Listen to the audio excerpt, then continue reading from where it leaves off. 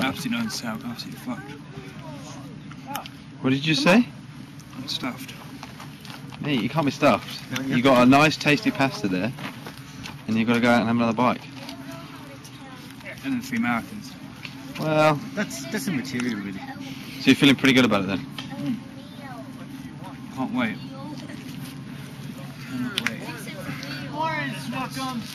Really? You look at the bubble of enthusiasm there, mate. Yeah. Explain what I do again? I don't know, you have to ask yourself that. Because you've nothing better to do this weekend. I think you better answer your own question. Rowing the Atlantic was an accumulation of 15 years of dreaming and 4 years of planning. It took us 72 days, 8 hours and 44 minutes to row from La Gomera in the Canary Islands to Antigua in the Caribbean. In all, myself and Tom rowed 2,700 kilometers in our 23-foot ocean rowing boat named Red Arrow. However, it wasn't quite as straightforward as this might seem. In 1995, I was diagnosed with a severe spinal problem that meant I had a 93-degree curvature of my spine. I was told at the time by the doctors I'd play no sport for the foreseeable future, yet managed to continue playing my cricket and golf. However, it wasn't until I left university, when I'd had some weight loss, my back was in the average category, that I started to take part in long-distance sport. First event was the Isle of Wight Marathon in 2005, of which I managed 21 miles before my legs could take no more. That August, I ended up on the start line of the 2005 Ironman UK triathlon. I'd never done a triathlon, I'd never done a marathon, and yet here I was, the beginning of this entire story. I finished Ironman UK, and from an endurance point of view went from strength to strength. More Ironmen, more marathons, more duathlons all followed. In 2007 I did the Virginia Double Ironman, and in 2008 I did the Virginia Triple Ironman. It was a triple Ironman followed by the Atlantic Ocean rowing, where things really started to take shape.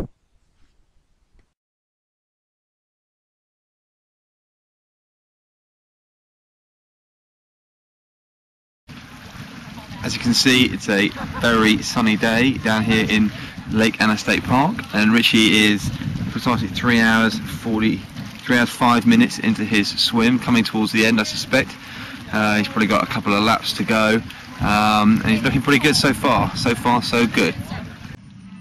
As you can see, it's still a beautiful day here at the park, and Richie is now 7 hours and 5 minutes into his challenge. He's had his first eating break on the bike, and he's doing pretty well. Keep it going, mate. And as you can see, here comes Richie on the final stretch of his final lap of this unbelievable challenge. He's done it.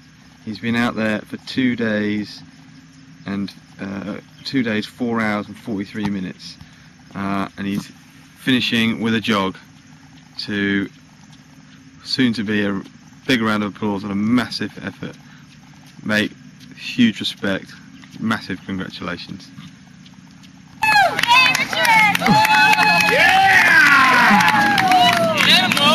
Nice.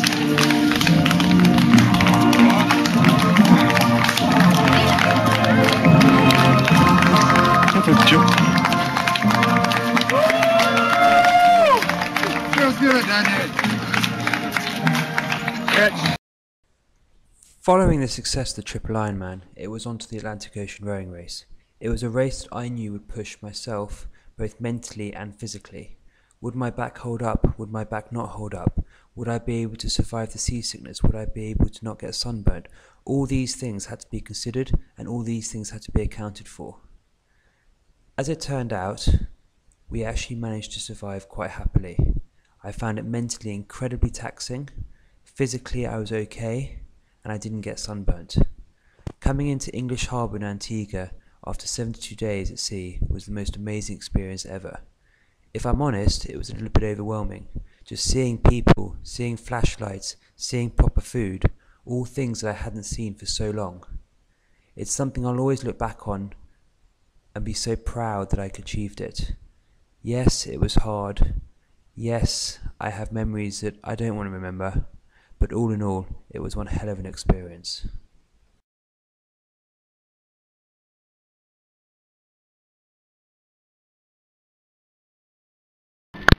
Hello, it's me on at 5:52 on Saturday the 27th of February.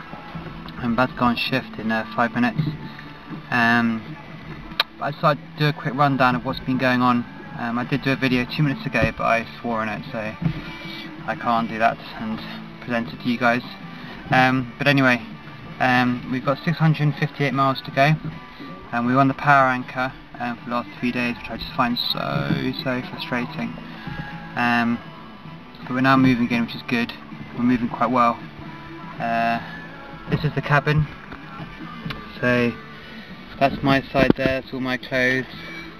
Then get all the electrics, which are all over the place at the moment, they've been misbehaving. Towels just covering the door, so Tom's just behind there rowing. And then there's all his stuff. But it's pretty small.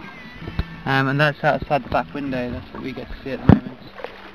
The waves are going in the wrong direction, but they are at least in not the well, they're not powerful enough to disrupt us too much. So yeah, that's kind of the story of it so far. We're on day 53. We should really be near the finish by now, but it's just been such a slow crossing for everybody. Charlie's finished, but the next boat's still got a week and a bit to go. So we're going to be within 4 or 5 days of the winner, or of the second place person, which won't be too bad. There are still guys who are 1,000 miles behind us, and they have got a little way to go. So thank God we're not them. Anyway, as you can see, I've got my sun cream on, ready to go. To an hour, 2 hours of rowing. We should hopefully be at about 6:52 maybe, 6:53, and we'll be fine. Alrighty, hope to see you soon. Bye.